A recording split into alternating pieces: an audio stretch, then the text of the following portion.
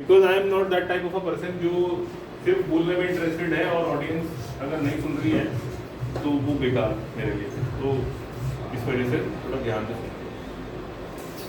Anyway so हम कहाँ पे थे? हाँ, उन लोगों का मेरे पास जब कॉल आया तो देवर लाइक के अभी हमें एडमिशन मिल गया है, कॉलेज ने बोल दिया। एमिट वाज द यूनिवर्सिटी जिसने उनको एडमिशन भी दिया था, उनमें से एक को, बाकी एक इधर उधर के थे। बट स्पॉन्सरशिप नहीं है सर, तो अभी स्पॉन्सरशिप आप अरेंज करा दो हमारा। अब कैसे करें, कैसे होगा फिर वो? यू हैव टू खरीदो समथिंग। अब किसी छोटी मोटी कंपनीज के पास जा करके उनसे बात करनी पड़ेगी। तो वो मैंने उनको मना कर दिया था क्योंकि I can not do that. मेरे पास ऑप्शंस हैं, मेरे पास ऑप्शंस थे, but I don't want to entertain कि भाई पैसे लेके स्पॉन्सरशिप ले लो। I don't want that. अगर वो पढ़ाई करी होती उन्होंने तो स्पॉन्सरशिप भी मिल, जब 2000 रैंक आई गई है तो पढ़ाई तो करी होगी थोड़ी बहुत। और जब पढ़ाई करी थी तो IMU में आ गई रैंक, तो स्पॉन्सरशिप। लेकिन स्पॉन्सरशिप में प्रॉब्लम क्या आ गई उनके साथ, क्यों नहीं मिली उन्हें स्पॉन्सरशिप? ऐसा नहीं कि उन्होंने पढ़ाई नहीं करी थी इस वजह से वो रह गए। वो रह गए इस वजह से बिकॉज उन्होंने फॉर्म्स नहीं भरे। अब किस किस के फॉर्म्स भरे थे उनमें से? सबने एंग्लो ईस्टर्न, सबने एंग्लो ईस्टर्न का फॉर्म भरा है, किसी ने तो सिर्फ एंग्लो ईस्टर्न का ही भरा। तो ये एंग्लो ईस्टर्न के स्टैंडर्ड हाई है, नो डाउट अबाउट दैट, है ना? नहीं हुआ सिलेक्शन, नहीं होता है सिलेक्शन, बहुत अच्छे अप्लाई करते हैं। एंग्लो ईस्टर्न के पास 120 सीट्स हैं, नहीं कर रहे। अब तो 180 हो गई शायद उनके पास, है ना? 180 हो गई, तो नहीं करते हैं सिलेक्शन। अभी ये प्रिंसिपल जो थे एमा के, मैं मिला उनसे अभी थोड़े टाइम, 5-6 महीने पहले ही तो मैं गया था उनसे मिलने, उन्होंने बुलाया था। तो मेरे भी सीनियर है, मेंटोर है वो। मेरे केबिन में फोटो भी लगी, बढ़िया सरदार जी, बहुत बड़े। उन्होंने खाना खिलाया वहाँ पे एमा में मेरे को। मैंने कहा सब कितना बेकार खाना खा रहा हूँ, बहुत बेकार खाना। Anyway so this is how things are. तो अभी फॉर्म्स नहीं भरे सिर्फ इस वजह से उनको सिलेक्शन मिला। फॉर्म्स अगर भर देते तो रैंक ठीक ठाक आ गई थी, स्पॉन्सरशिप मिल ही जाती कहीं ना कहीं से, या वेटिंग लिस्ट में भी अगर डाल देते तो एडमिशन तो मिल ही जाता। यही गलती आप लोगों में से भी बहुत सारे लोग कर रहे हैं। कल भी मेरे पास काफी बच्चे आए थे, डिस्कस कर रहे थे इस चीज को सेमिनार के बाद, वेबिनार के बाद। And this is the common mistake that we people do, because we at your age you are not able to understand the percentage of chances that you are reducing by not filling up proper forms. अभी गणपत के लिए कुछ लोग छुट्टी पे हैं, जो लोग डाउट में थे उस दिन आए थे। Ganpat is inviting companies like MOL, NYK, जिसको जो एंग्लो ईस्टर्न से, या मैं कहता हूँ ग्रेट ईस्टर्न से, इनसे बहुत बड़ी बड़ी कंपनीज है। हाँ, क्या हो गया, क्या हो गया बताओ? Any doubt? कुछ कर रहे हो काम, बहुत इंपॉर्टेंट है। तो फॉर्म भर रहे हो, रुक जाओ, फॉर्म बाद में भर लेना, नहीं तो हम वेट कर लेते हैं, आप लोग पहले फॉर्म भर लो। वेट करें? We can wait, it is okay. So Ganpat के पास इतनी सारी कंपनीज हैं, MOL है, NYK है, एंड्रोमेडा है, स्कॉर्पियो है, एंड ये कंपनी सारी की सारी बहुत बड़ी कंपनीज है। Now why you know Anglo Eastern, why you know Synergy या XYZ कंपनीज ऐसी? Because they are investing a lot in marketing. A lot means a lot. वो इतना पैसा मार्केटिंग में लगा रहे हैं कि आप लोगों को लग रहा है कि बस यही कंपनी यही दिख रही है, यही लग रही है। ओके, क्योंकि जो दिख रहा है वही समझ में आएगा। अब टॉम के बारे में how many people know about Tom? 20% of the people. Tom one of the biggest oil tanker company है। शेल के फॉर्म्स किस किस ने सर्च करें? एक बच्चे ने, दो बच्चे ने, 2 लोगों ने शेल के फॉर्म्स। BP के कितने करें? British petroleum 1-2। शेवरॉन के किस किस ने करें? किसी ने भी।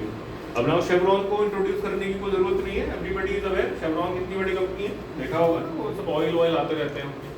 वो पेट्रोल पंप पे जाओ तो शेवरॉन का तो कुछ ना कुछ मिल ही जाता है, लिखा रखा हुआ।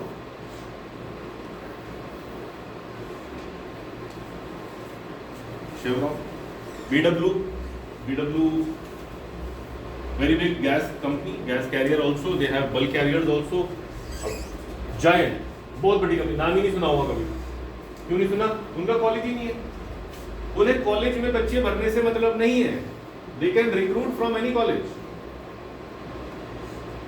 बट उनके फॉर्म्स आते हैं, अगर आप उनके फॉर्म्स भरो, उनकी स्पॉन्सरशिप के लिए अप्लाई करो, तो वो डायरेक्ट अगर स्पॉन्सर कर देंगे तो वो आपकी स्पॉन्सरशिप, आपकी कोर्सेज का भी काफी खर्चा उठा लेते हैं। ये उस टाइप की कंपनीज है। शेलरैम, इसमें है शेलरैम?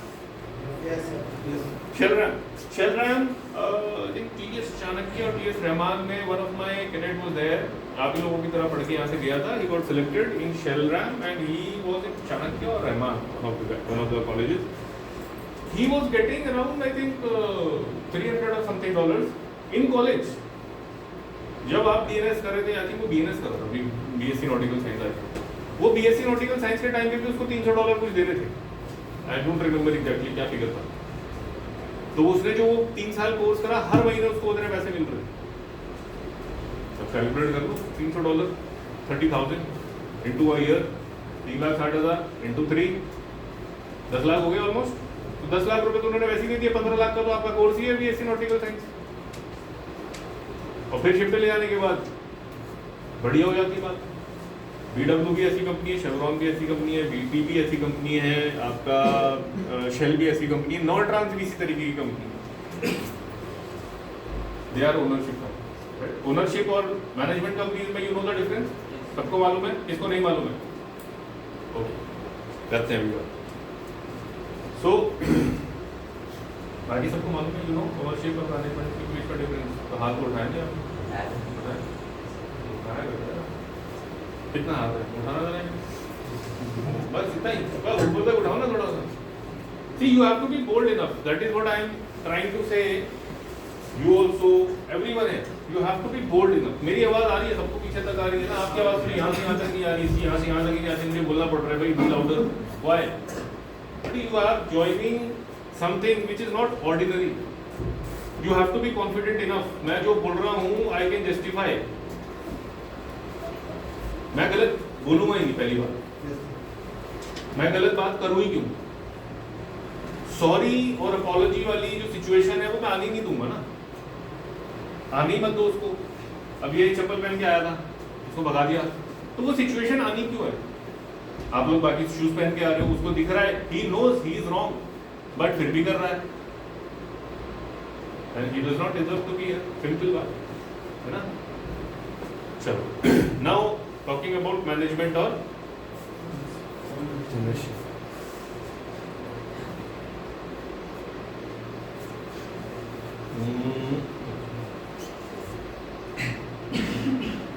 मैनेजमेंट एंड ओनरशिप कंपनी, है ना।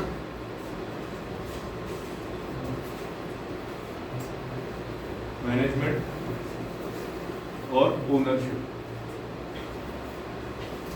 This is a boy A, this is a boy B and this is boy C. He is having 10 ships, he is having 0 ships and he is having 7 ships. Okay, boy B ने बोला कि you give me 5 ships, I'll pay you monthly. मुझे पैसे, मुझे तुम दे दो, manage करने दो, मैं करता हूं। अब ये कौन था? लेट्स से ये है JPM। JPM कौन है? JP Morgan, नाम सुना होगा सबने? Bank, no bank is also investor. Bank invest कर रहा है शिप्स में, खरीद लेते हैं। हमारे पास मैं भी गया हूँ, JP Morgan की मैंने काफ़ी सारी शिप्स करी हैं, बट वो खुद मैनेज नहीं करते हैं। They are bankers, they want somebody else to manage, correct. Now if somebody else is managing, then this company has to pay back, है ना, कि भाई मैंने मेरे पास शिप्स थी, मैंने इसको दे दी, अब ये कह रहा है कि ठीक है मैं मैनेज करूंगा, मेरी इतनी फीस है, बाकी जो प्रॉफिट है वो आपको मैं दे दूंगा। उनके पास 5 शिप्स इसने इसको दे दी, इसके पास 7 शिप्स थी, इसने भी इसमें से 3 शिप्स इसको दे दी। इसके पास कितनी हो गई? 8 शिप्स। एक और था डी, जिसके पास 25 शिप्स थी, इसमें इसने 20 फिर इसको दे दी। इसके पास कितनी हो गई? बड़ी इंटरेस्टिंग बात आने वाली, ध्यान से सुनते रहो। ये भी समझ में आ जाएगा कि किस कंपनी में जाने में बेटर रहता है ना। जॉब हमारी थोड़ी सिक्योर ज़्यादा रहती है कहाँ से। अब बी के पास एक भी शिप नहीं था, लेकिन इसके पास कितनी आ गई? 28। इसके पास 10 थी, इसके पास 7 ही थी, इसके पास 25, लेकिन इसके पास 28 है। अब वेटिंग पीरियड किसके पास कम हो गया? बी के पास कम हो गया। बी कौन है? ओनरशिप है या मैनेजमेंट है? मैनेजमेंट। और वो कौन है? वो ओनर।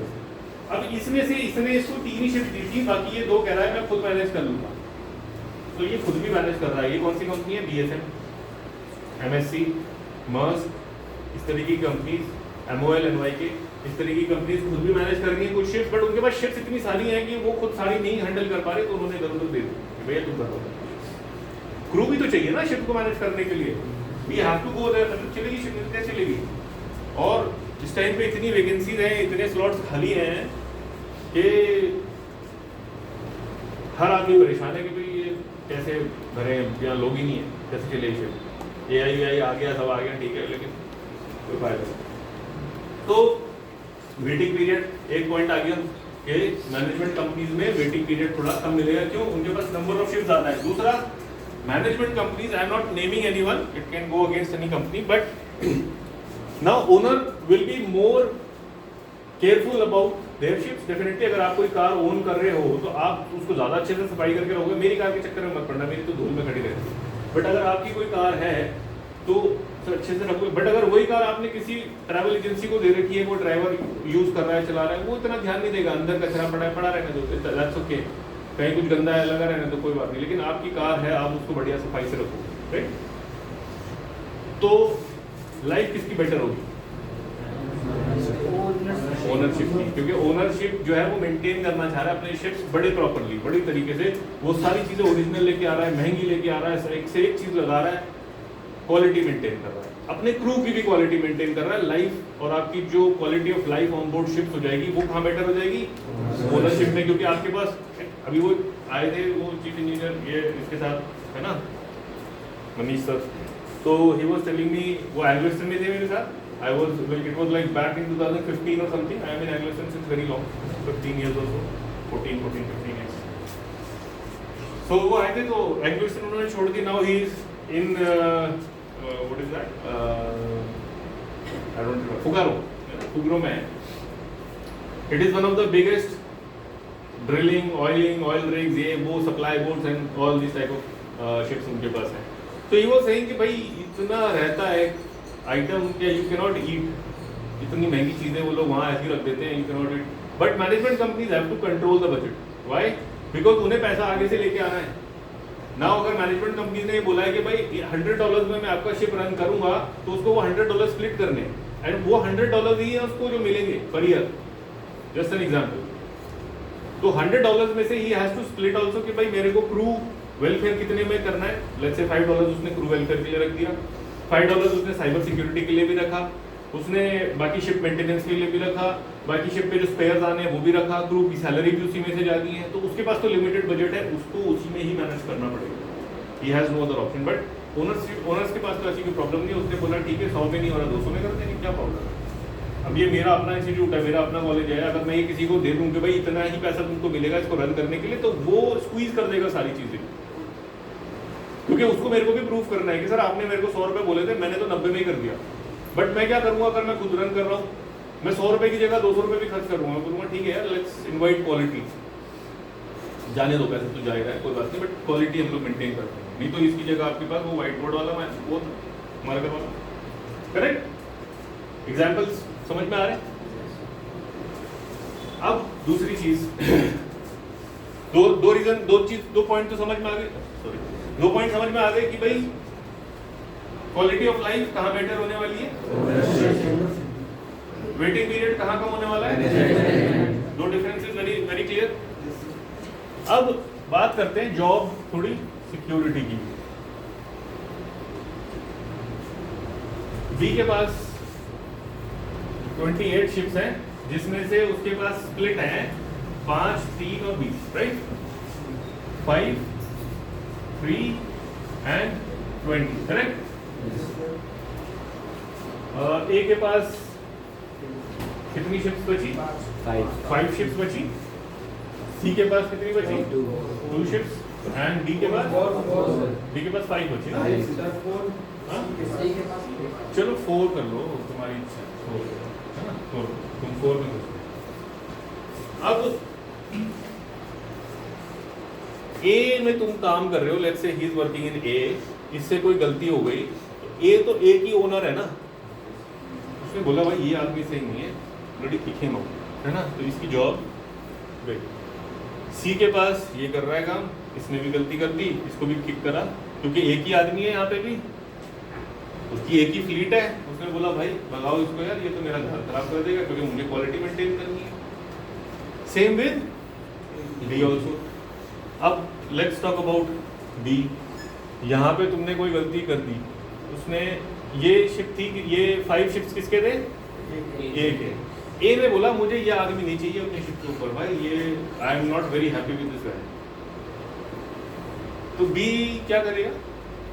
वो यहाँ से निकाल के तुमको यहाँ डाल दे या यहाँ डाल दे, कंपनी सेम है, सब कुछ बढ़िया, सब कुछ सेम, उसने इधर से फ्लीट से उठा के तुम्हें इस वाली फ्लीट में डाल दिया। बैंगलोर के पास कितनी सारी फ्लीट है, सिंगापुर फ्लीट है, हांगकांग फ्लीट है, जर्मन फ्लीट है, अभी पैसेंजर्स की मियामी फ्लीट भी आ गई, यूके फ्लीट भी है, तो बहुत सारी फ्लीट्स हैं उनके पास। बल्क कैरियर फ्लीट है, कंटेनर में भी बहुत सारी फ्लीट्स हैं उनके पास, बल्क कैरियर में भी बहुत सारी फ्लीट्स हैं उनके पास, टैंकर्स में भी बहुत सारी, क्योंकि डिफरेंट डिफरेंट ओनर्स हैं भाई, 1100 शिप्स हैं उनके पास, 1100 शिप्स दे आर मैनेजिंग, तो उनके पास बहुत सारे ओनर्स हैं, डिफरेंट डिफरेंट फ्लीट्स हैं। अगर आप कंटेनर्स में काम कर रहे हो, उनके पास हपाग-लॉयड भी है, एनवाईके भी है, जेपी मॉर्गन भी है, lot of other owners, Maersk भी है, एमओएल भी है, राइट। टैंकर्स में भी कर रहे हो, ऐसे टैंकर्स के भी बहुत सारे ओनर है, बल्क कैरियर के भी बहुत सारे ओनर है। इधर से निकाल के उधर, तो जॉब सिक्योरिटी कहाँ पे आएगी ज़्यादा? मैनेजमेंट में आएगी ना। मैनेजमेंट आपको निकालेगा ही नहीं, वो निकालता ही नहीं जब तक कोई सीरियस डिसिप्लिनरी इशू ना आ जाए। मैनेजमेंट चाहेगा कि मेरा आदमी मेरे पास ही रहे, इधर उधर ना जाए। मैनेजमेंट चाहेगा ओनरशिप वाला आदमी भी, लेकिन ओनरशिप में अगर एक बार गलती कर दी आपने, कोई ऐसी कोई सीरियस, मतलब छोटी मोटी चीज़ों की बात नहीं करता, कोई मेजर ब्लंडर कुछ हो जाता है, ओनरशिप को अगर आपको निकालना पड़ा तो वो कंपनी से ही आप बाहर हो जाओगे। बट मैनेजमेंट कंपनी को अगर आपको निकालना पड़ रहा है तो वो इधर अदर देन एनी डिसिप्लिनरी या ड्रग एंड अल्कोहल या एनी वायलेंस तो अलाउड ही नहीं है, ड्रग एंड अल्कोहल अलाउड ही नहीं है, कोई other serious safety concern allowed ही नहीं है। तो अगर इसके हिसाब से अलग छोटी मोटी कोई बात होती है और ओनर बोलता है कि भाई आई don't want this man again, तो वो यहाँ से निकाल के आपको दूसरे ओनर की शिप पे डाल देते। जैसे हमारे साथ हुआ था एक बार, एक कैप्टन थे, I was second officer back in 2017 I think 16 और 15 समवेयर, तो कुछ हो गया था कोलिजन वगैरह, तो एक ओनर ने बोला कि भाई I don't need this man again on my ship, उन्होंने उधर से उठा के दूसरे वाली इसमें डाल दिया फ्लीट में, भाई ठीक है, ओनर भी खुश, सब कुछ, कोई नाराज ही नहीं, किसी को निकाला नहीं, किसी की जॉब नहीं गई और ओनर भी खुश। तो दिस इज मैनेजमेंट कंपनी जो है they will try to do all this things, because भाई आपको लेकर आना कंपनी के अंदर और फिर आपको ट्रेन करना एक बड़ा टास्क होता है। कंपनी स्टैंडर्ड, अभी एंग्लो ईस्टर्न के साथ अगर आप काम कर रहे हो तो इतने सारे कोर्सेज कराते रहते हैं, वो छुट्टियों में भी इतनी ट्रेनिंग होती है। अब नाउ ये ट्रेनिंग के ऊपर पैसा इन्वेस्ट होता है भाई, they are calling you also in Delhi, Mumbai, flight के भी खर्चे दे रहे हैं, होटल्स के भी खर्चे दे रहे हैं, टैक्सीज के भी खर्चे दे रहे हैं, खाना भी खिला रहे हैं, एवरीथिंग दे आर पेइंग। और एक दिन का खर्चा कम से कम 20,000 रुपये 25,000 रुपये हो रहा है आदमी को। कोर्स की फीस अलग है, कोर्स की फीस भी नहीं दे रहे हो आप, तो इतना पैसा वो एक आदमी पे इन्वेस्ट कर रहे हैं just to make him up to their standards, तो उसके बाद वो चाहेंगे नहीं ना ये छोड़ के जाए उनको, फिर दूसरा आदमी को लेकर आएंगे, वो ट्रेन करना पड़ेगा उसको भाई। सबके साथ है वही, ओनरशिप के साथ भी सेम है चीज, लेकिन ओनरशिप जो है क्वालिटी के साथ कभी भी कॉम्प्रोमाइज नहीं करेगा, ओनर छोड़ो, correct? Difference clear? Management, ownership, किसमें अपॉर्चुनिटी ज़्यादा, कहाँ वेटिंग लिस्ट। अब सोचो एंग्लो ईस्टर्न के पास 1100 शिप्स क्यों है? इसी वजह से है, उन्होंने थोड़ी इधर से ले ली, थोड़ी इधर से ले ली, थोड़ी उधर से ले ली, अपनी एक भी शिप नहीं है लेकिन टोटल 1100 मैनेज कर रहे हैं। Same synergy, same fleet, same other management companies also, ठीक। अभी अगर हम बीएसएम की बात करें तो बीएसएम के पास अपनी भी शिप्स हैं, वो खुद भी मैनेज कर रहे हैं और उन्होंने आगे भी ले रखी है किसी को मैनेज करने के लिए, दूसरों की शिप्स भी ले रखी है मैनेज करने के लिए, एमएससी की भी ले रखी है। क्लियर? चलो, तो रैंक कितनी आनी चाहिए? रैंक आनी चाहिए, जैसे उसने बोला था 1000, एक राउंड फिगर ले लेते हैं, 1000 रैंक के अंदर अंदर you have to achieve to get a very good college, sponsorship, के फॉर्म्स जहाँ भी अप्लाई कर रहे हो, मैनेजमेंट हो चाहे ओनरशिप हो, करते रहो, इसको छोड़ो मत, ये सोच के कि भाई हाँ सर हमारी आई यूनिवर्सिटी की रैंक क्या स्पॉन्सरशिप को अफेक्ट करेगी? हाँ बिल्कुल करेंगे भाई। व्हेन यू देखो इस टाइम पे currently if I am taking your interview, what basis I have to जज कि भाई आपकी परफॉर्मेंस क्या है, कितने केपेबल हो। 12th की मार्कशीट है, 12th के जो मार्क्स आएंगे वो your latest result will tell me कि भाई ये कितना केपेबल है बच्चा, कितनी मेहनत कर सकता है। सिमिलरली जब आप स्पॉन्सरशिप के लिए जा रहे हो, आईएमयू का आपका हो गया, तो उनके पास लेटेस्ट क्या है, आईएमयू का रिजल्ट है। नाउ डिफरेंस यहाँ पे ये आ जाता है कि भाई 12th क्लास में माइंडसेट अलग था। 12th क्लास में हमें नहीं पता था कि हमें आगे क्या करना है, बहुत सारे बच्चों को कुछ तो कर लेते हैं डिसाइड। बट जब आप आईएमयू दे रहे थे उस टाइम पे आप कितने सीरियस थे, अब आप इस फील्ड के लिए कितने सीरियस हो, वो किस चीज से पता चलेगा, आईएमयू की रैंक से।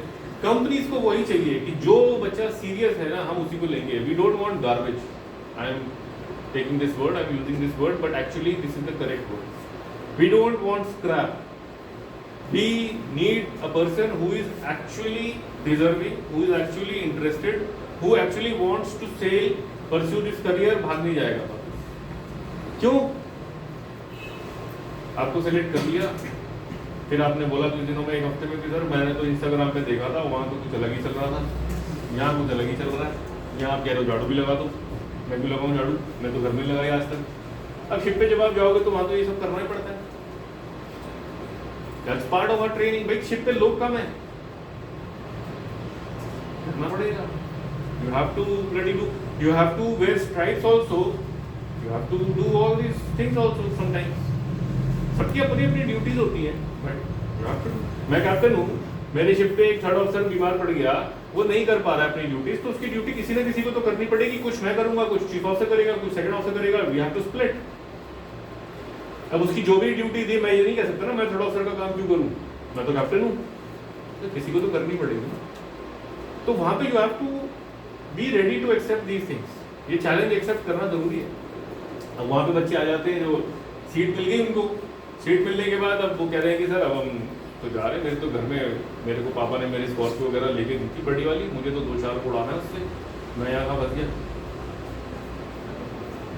चले जाते हैं वापस। हर कॉलेज में होता है, गणपत में हुआ, अभी गणपत वाले आए थे, उन्होंने बताया मुझे, इंग्लिश में होता है, हर बार होता है, एमएट में होता है, प्रकार से करें, और भी जगह होता है, सब जगह होता है, कुछ ना कोई बच्चा। तो दे वांट टू फिल्टर वहीं पे इंटरव्यू वाले सेक्शन पे, स्पॉन्सरशिप जो वो दे रहे हैं, आपको सेलेक्ट कर रहे हैं, उसी जगह पे they want to filter out this type of students जो आगे चल के सीरियस नहीं हो पाएंगे, उनको लग रहा है सम और the other reason he will back out. इसीलिए मैंने बोला, एक फिर यहाँ पे भी वाला क्वेश्चन आ जाता है कि भाई अगर मेरे 70% मार्क्स नहीं है, मेरे लेट्स से मेरे 70% मार्क्स है, बगल में बैठने वाले के 75% मार्क्स है, किसका सिलेक्शन होगा?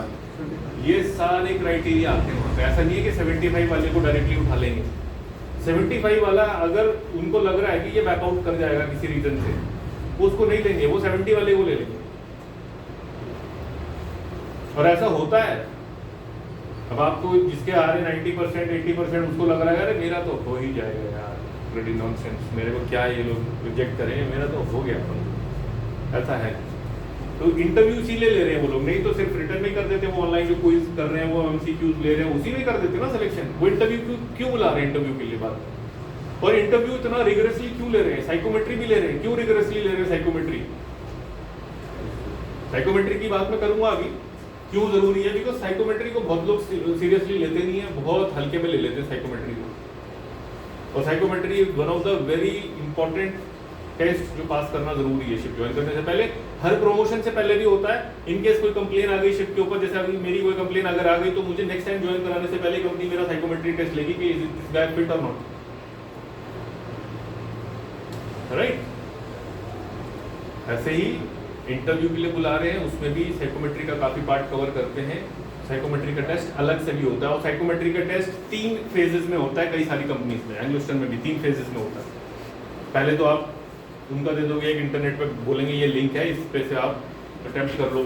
फिर एक अलग से बैंगलोर से कहीं उन्होंने एक एजेंसी असाइन करी हुई है, वो आपको कॉल करेगी, वो फिर आपको बोलेगी ये वाला टेस्ट आप कर दो।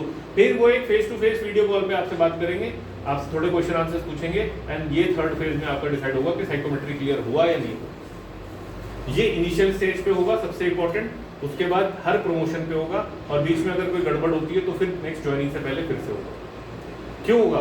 साइकोमेट्री जरूरी क्यों है? आवाज आती है इसमें psychometry. Why psychometry important? Anybody? Psychometry की बात यहाँ पे इतना कर क्यों रहे हैं यार ये लोग? ये मतलब क्या साइकोमेट्री कर रहे जा रहे हैं? कुछ तो होगा ना।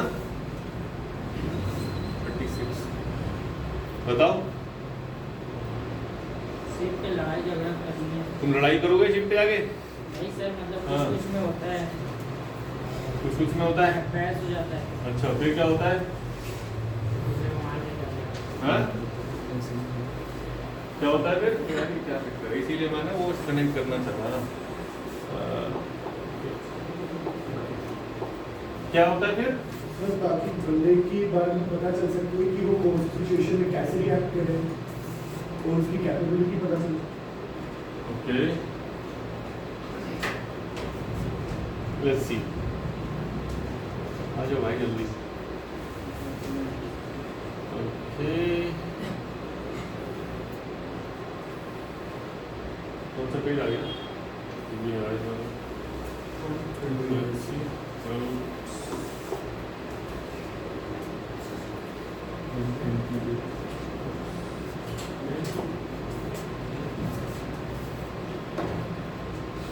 नहीं क्यों हो पाएगा?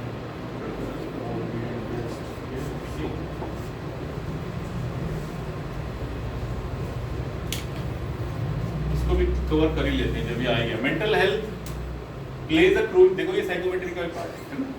Mental health plays a crucial role in ensuring the seaffaring and well-being of seafarers.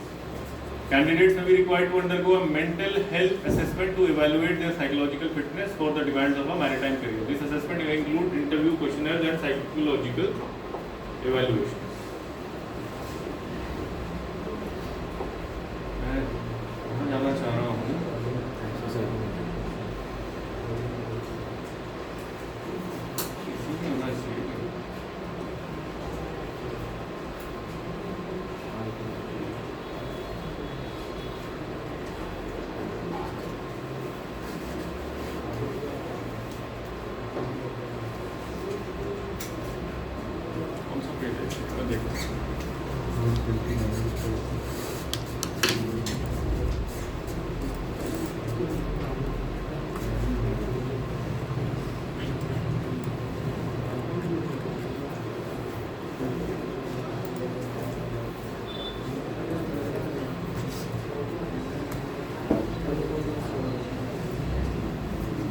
Types of questions के बाद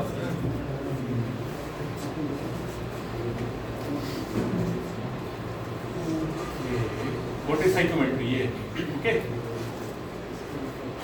standard scientific method used to measure individuals mental capability. Mental capability, why is it important for ships? जैसे कि किसी ने अभी बोला था भाई, let me make it very clear, there will be lot of situations जहां पे यू विल फील स्ट्रेस, जहाँ पे you will feel pressure. Now, how you will behave under that situation, under that pressure, under that stress is called as your psychometry. और वही वो लोग यहाँ पे मेजर करना चाह रहे हैं, mental capabilities and behavioural style. दो चीजें, mental capabilities, mental capability for what? Mental capability to cope up with that pressure, to behave in a positive way under that circumstance, and behavioural styles. Behavioural styles same thing. मैंने इसको बोला तेरी ये गलती है, तेरी गलती, तेरी गलती, 4 बार बोला इसको, इसको पता है इसकी गलती नहीं है, he knows he is right, I am wrong, but उसके बाद ये मुझे मारने लग जाए, बोला मेरे को गलत बोला, मैं सर तोड़ दूँ। That is behavioural style. और दूसरा ऑप्शन इसके पास है, मैं इसका सीनियर हूँ, he will stay quiet, he will listen to me for that moment, let the time pass, after 2 hours 3 hours he'll come back to me, sir आपने मुझे डांट दिया था बट सिचुएशन ये नहीं थी, सिचुएशन ये थी, let me clarify this. कौन सा बेटर है? This is your behavior and this will indicate कि how strong mental ability you are carrying. भाई लड़ाई करना तो बड़ा इजी है, कभी भी लड़ सकते हैं आप, बट लड़ाई को अवॉइड करने के लिए आपको बड़ी स्ट्रांग मेंटालिटी चाहिए होती है, बड़ी स्ट्रांग जो है ना मेंटल पावर चाहिए होती है, स्ट्रेंथ चाहिए होती है। सब लोग लड़ने के लिए घूम रहे हैं सड़क के ऊपर, आप कभी भी लड़ सकते हो किसी से भी जाके, आप एक पंच मारोगे वो भी मार देगा। शिप के ऊपर सिचुएशन अलग हो जाती है, बिकॉज वहां पे आप ही 20-25 लोग हो, कोई और नहीं। अब किसी से अगर एक बार क्लैश हो गया तो वो कंटिन्यू रहता है फॉर नेक्स्ट 5 मंथ्स, जितना टाइम आप लोग साथ में हो, 6 मंथ्स, 3 मंथ्स, 4 मंथ्स। अब जरूरी नहीं है ना कि हर किसी के साथ बॉन्डिंग बढ़िया हो जाए, खराब भी हो जाती है। तो उस केस में आप कैसा बिहेव कर रहे हो? सीनियर्स आपके कभी कभी खराब भी मिल जाएंगे, मुझे तो जूनियर्स भी खराब मिल जाते हैं।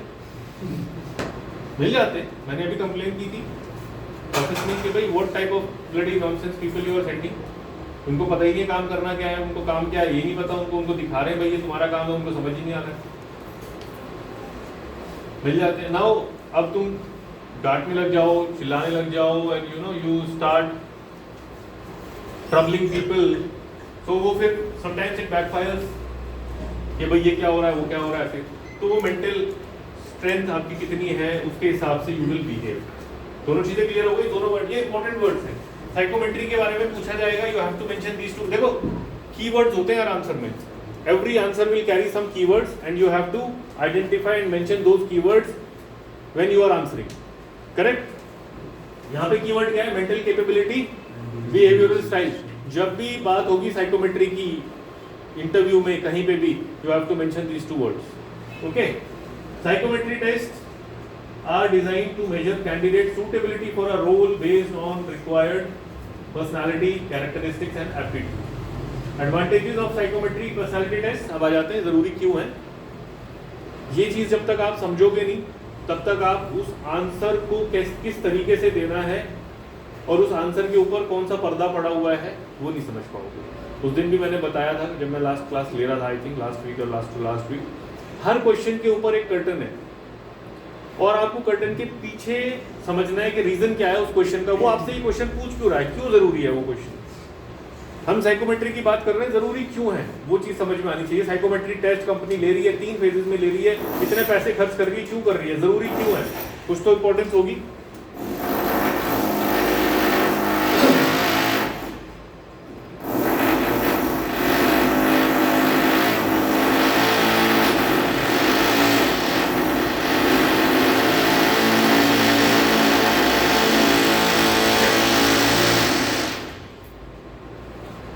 Okay, creating an efficient workforce with employees who can balance the idea of getting ahead.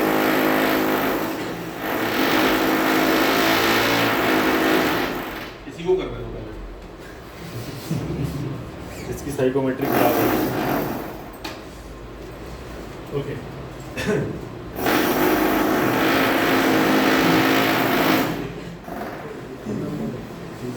ठीक है, अभी फिर चला देगा, जैसे ही बोलता हूँ ठीक है फिर चला देता है।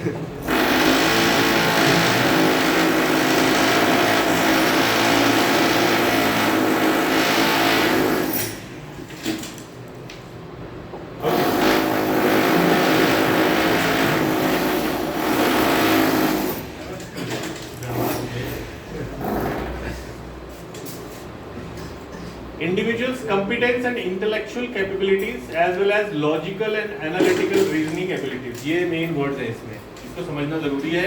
इंटेलेक्चुअल कैपेबिलिटीज क्या है? इंटेलेक्चुअल कैपेबिलिटी समझ में आ रहा है सबको? क्या होता है intellectual capability?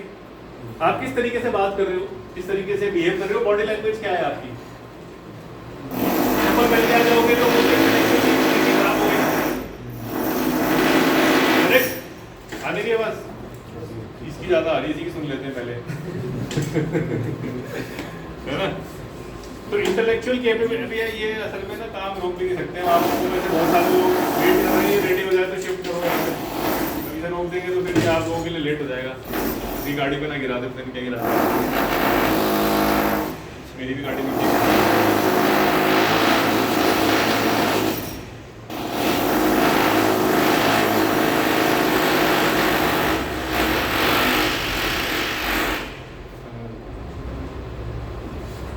Analytical reasoning abilities, analytical reasoning abilities क्या होगी? रीजनिंग इंपॉर्टेंट क्यों है ये पता है सबको? हर चीज का रीजन है, और रीजनिंग एबिलिटी क्या होती है? To clarify yourself. आप कुछ बोल रहे हो तो क्यों बोल रहे हो, उसका मतलब क्या है? मेरी बात आपको सबको बड़ी क्रिस्टल क्लियर समझ में आ रही है, मैं क्या बोल रहा हूँ, क्यों बोल रहा हूँ, क्यों जरूरी है? इसको बोलते हैं रीजनिंग एबिलिटी। मैं अपनी बात का रीजन आपको एक्सप्लेन कर पा रहा हूँ, आप भी अपनी बात का रीजन एक्सप्लेन कर पाओ सामने वाले को। आपको तो पता है, बट ऑडियंस को आप वो चीज समझा पा रहे हो कि नहीं, वो जरूरी है। तो इसको बोलते हैं क्या? Reasoning ability. तो जब आपसे, अच्छा, ये रीजनिंग एबिलिटी कहाँ मेजर होगी? इंटरव्यू में। सिचुएशन बेस्ड क्वेश्चन आएंगे इंटरव्यू में। और सिचुएशन बेस्ड क्वेश्चन क्यों आते हैं भाई इंटरव्यू में? तो यस और नो वाले भी क्वेश्चन पूछे जा सकते हैं। सिचुएशन बेस्ड क्यों पूछ रहा है वो? इसीलिए पूछ रहा है कि आप अपनी बात को रीजनिफाई, जस्टिफाई कर पाओगे कि नहीं। आपने बोला कि सर मैं जो है ना बहुत स्ट्रॉन्ग मेंटालिटी का आदमी हूँ और मैं बड़ा, अब वो पूछेगा एग्जाम्पल बताओ। अब एग्जाम्पल क्यों पूछ रहा है? वो मान सकता है ना आपकी बात, या बोल सकता है नहीं झूठ बोल रहे हो। वो रीजन क्यों पूछ रहा है, एग्जाम्पल क्यों पूछ रहा है? क्या आप जस्टिफाई कर पा रहे हो जो आपने बताया कि नहीं? तो इसलिए वहां पे झूठ मत बोलना, पकड़े जाओगे। उसका मैं बताऊंगा एग्जाम्पल। झूठ बोलोगे पकड़े जाओगे। बच्चे बहुत बोल देते हैं वो पटांग फिर भी, सर मैं ये हूँ, मैंने तो ये कर दिया था, मैं तो जड़ी बूटी ले आया था उखाड़ के, बहुत सारी बातें बता देते हैं वहाँ जाके, वहाँ फंस जाते हैं। बिकॉज क्रॉस क्वेश्चनिंग जो होती है ना, उसमें ही विल आइडेंटिफाई कि कौन झूठ बोल रहा है, कौन सच बोल रहा है। ठीक है, तो क्रॉस क्वेश्चनिंग होगी और आपको नहीं समझ में आएगा कि क्रॉस क्वेश्चनिंग हो रही है उसी वाले क्वेश्चन को लेकर के। वो 3 क्वेश्चन और पूछ लेगा, उसके चौथा क्वेश्चन फिर उसी वाले को बेस पूछेगा, वहां पे आप कुछ और बता दोगे, बोलेगा अभी तो तुमने ये बताया था, तुम ये बता रहे हो। वो होती है रीजनिंग एबिलिटी। ठीक है, आपने जो बात बोली वो बात सही होनी चाहिए और उस बात को आप क्लैरिफाई कर सको कि ये बात मैंने झूठ की। ठीक है, अभी वो बोल रहा है, अभी आपने बोला sir I sing, I like singing, तो बोला गा के दिखाऊं, अब आप गा नहीं पा रहे। जैसे होता है आजकल बहुत, वंदे मातरम बोलो, वंदे मातरम बोलो, उसने बोला तुम बोलो वंदे मातरम, वो बोल नहीं पा रहा। कितने सारे लोग हैं ऐसे। जो आप बता रहे हो वहां पे, उस चीज को जस्टिफाई करना जरूरी है। Reasoning ability, right? Recruiter might try to predict your future job performance. Future job performance इसी बेसिस पे सिलेक्शन होगा। फ्यूचर जॉब परफॉर्मेंस का मतलब समझ में आ गया सबको? Using this test, these are further of 2 types, verbal reasoning, जिसके बारे में अभी हमने बात की, और न्यूमेरिकल रीजनिंग। वर्बल रीजनिंग समझ में आ गई? क्यों जरूरी है रीजनिंग एबिलिटी, क्यों जरूरी है? ब्रेक तो नहीं चाहिए? Personality and occupational questioners. तो यहाँ पर अब आएंगे भैया टेस्ट। किस तरीके के टेस्ट आएंगे, किस तरीके के क्वेश्चन आएंगे, वो डिवाइड कर दिए हैं कुछ सेक्शंस में। Personality test, personality focus psychometric test, evaluate aptitude area such as team work. सबसे इंपॉर्टेंट बात है ये, सबसे इंपॉर्टेंट बात है टीम वर्क। डिसीजन मेकिंग तो आपकी अभी है ही नहीं, अभी तो आप ट्रेनिंग पे जा रहे हो। डिसीजन मेरे लिए, डिसीजन मेकिंग वाली जब एबिलिटी की बात आएगी तो वो थोड़ा सा जब आप सीनियर हो जाओगे तब आएगी। लेकिन आपके साथ जो डिसीजन मेकिंग वाली बात आएगी वो कब आएगी कि भैया आपके घर में कोई प्रॉब्लम है। जैसे अभी हुई 2-3 केसेस हुए, मैंने भी वीडियो वगैरह डाली थी उसमें, क्योंकि मेरे पास कुछ पेरेंट्स के कॉल वगैरह आ रहे थे जिनको मैं जानता भी नहीं था, उनके लिए मैंने डाली थी इंस्टाग्राम पे, अगर किसी ने देखी होंगी तो। और मेरी बातचीत भी हुई उनसे काफ़ी, तब मैं शिफ्ट पे ही था, यहाँ पे नहीं था। आई थिंक 3 महीने 2 महीने 3 महीने बनेगी। बच्चे कुछ मिसिंग हो गए थे, cadets went missing from shift. देखिए किसी ने मेरी वीडियो बस देखिए, कुछ लोगों ने देखी होगी। अब वहां पे डिसीजन मेकिंग एबिलिटी क्या आ रही है, वही वाली बात आ रही है मेंटल कैपेबिलिटीज की, कि भाई आपके घर में प्रेशर है, आपके घर में प्रॉब्लम है, आपकी मदर हॉस्पिटलाइज्ड है, होगा ना, ये सिचुएशन आएगी ना, सबके साथ आएगी। गॉड फॉरबिड अभी ना आए या कभी ना आए, but most of the cases में 90% या 99% मैं बोल सकता हूँ कि आएगी, कभी ना कभी तो कोई ना कोई घर में से हॉस्पिटलाइज होगा। ऐसी इमरजेंसी लगेगी कि यार मेरे को यहाँ पे नहीं रहना है, मेरे को घर पे जाना है, डेफिनेटली होगा। ये पार्ट ऑफ द करियर है, पार्ट ऑफ द जॉब है, इसको you can not deny, you can not escape. ये आएगी किसी ना किसी दिन, आएगी डेफिनेटली। मेरे 2 बच्चे हो गए, दोनों बच्चों की डिलीवरी के लिए I have tried to be here with my wife, I could not. और जो मेरा बेटा है छोटा वाला, उसको देखा होगा सबने, फरहान है ना, शरारती बदमाश है वो, गुंडा एक नंबर का। उसके टाइम पे when he was due, I was supposed to come back home 3 days in advance, but delivery जल्दी हो। I signed off from the ship। मैं फ्रांस में होटल में मैंने चेक इन करा, होटल चेक इन करा मैंने, मेरे को कॉल आ गया कि you had a baby boy. अब मैं बोल रहा हूँ ये तो 3 दिन बाद होने वाला था, इसको बोलो ये जल्दी क्यों कर दिया है ना। सो देन मैं मार्से में था उधर फ्रांस में। I signed off from Fos. I signed off from Fos. Fos is a beautiful port and उसके बगल में एक सिटी है मार्सेल। मार्सेल बोलते हैं उसको, मार्सेल बेसिकली फ्रेंच में बोलते हैं, मार्सेल है वो, MARSELLE something like that. Beautiful city. फिर मैं घूमा वहाँ 2-3 दिन, आपको हो ही गया, क्या करोगे। तो मेंटल कैपेबिलिटी मैं वहाँ पे रो भी सकता था, यार मेरी जाने से पहले हो गया, मेरी बेटी भी पहले हो गई थी, मैं गया नहीं गया, मैं छाती पीट रहा हूँ वहाँ पे किंग कॉन्ग की तरह। हो गया ठीक है, let's go now, let's cheer up. मैंने पार्टी दी, मेरे साथ सेकंड इंजीनियर था, he was Bangladeshi, very good guy, very good friend of mine. 2-3 और थे मुंबई के थे। मैंने कहा चलो आज की पार्टी मेरी तरफ से, है ना।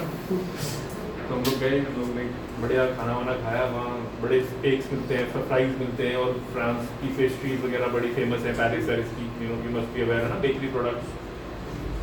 सो इसे बोलते हैं डिसीजन मेकिंग। अब भाई वहाँ पे मैं कूद जाता पानी में, अरे यार ये हो गया,